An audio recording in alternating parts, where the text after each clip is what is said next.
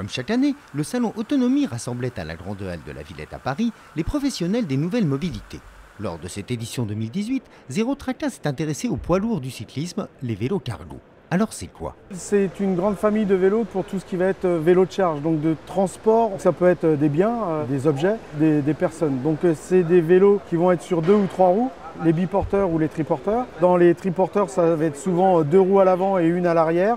Et après le biporteur, donc 2 roues, un vélo classique qui va être allongé. Vous allez avoir les long tail, donc c'est le porte-bagages qui est rallongé pour pouvoir éventuellement mettre 2 fauteuils enfants les uns derrière les autres.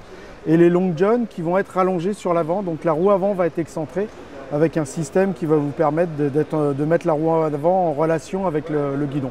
Et je peux transporter des enfants là-dedans? Suivant la taille du vélo cargo, en respectant une charge maximum qui est liée à la capacité des pneumatiques plus qu'à la structure des vélos. Souvent on arrive à voir des triporteurs jusqu'à 4 enfants. Voilà.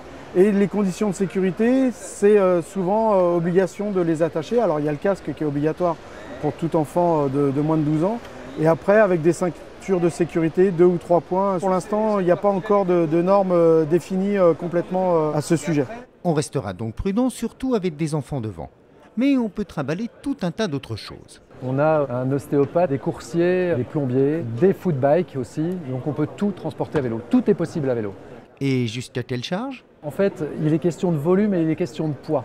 On a des cargos qui peuvent être plus gros et qui contiendront plus de volume mais moins de poids, ce qui peut être parfait pour la livraison des colis sur les derniers kilomètres. Et on peut avoir des vélos un peu plus compacts mais qui peuvent porter beaucoup plus. On peut aller, cycliste inclus, 180 kg sur un biporteur et des remorques qui peuvent accepter jusqu'à 300 kg. La limite après, c'est les pneus et le système de freinage. Quand on a 300 kg, il faut pouvoir l'arrêter à temps. Donc à la base, les constructeurs, ils ont des spécifications qui nous permettent vraiment d'être en sécurité déjà. Le freinage est adapté à la charge maximum préconisée. Et puis tous les systèmes d'éclairage sont vraiment maintenant puissants avec les LED qui ne consomment pas beaucoup d'énergie sur les batteries. C'est très puissant. Ouais. Justement, parlons danger. Notre inconvénient, c'est de ne pas être forcément visible. Donc on est souvent dans les angles morts.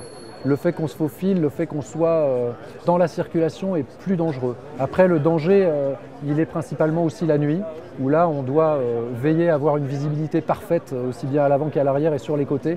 Donc ça, c'est très très important en effet pour nous. Et la prise en main, c'est compliqué? Les biporteurs, il vous faut entre 5 et 10 minutes d'adaptation pour conduire. C'est un vélo normal. 2 roues en ligne, un guidon.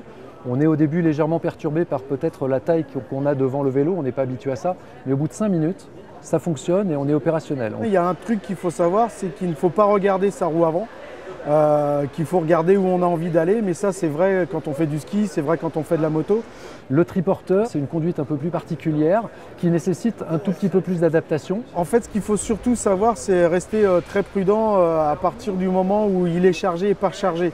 On a tous des freins assez puissants, donc quand vous êtes sur sol mouillé, et qu'il n'est pas chargé, dès que vous allez solliciter les freins, il faut rester prudent. A l'inverse, quand il est extrêmement chargé, là, il va falloir un petit peu anticiper le freinage. C'est assez intuitif malgré tout. Intuitif, d'accord, mais avec un peu de pratique et de la prudence.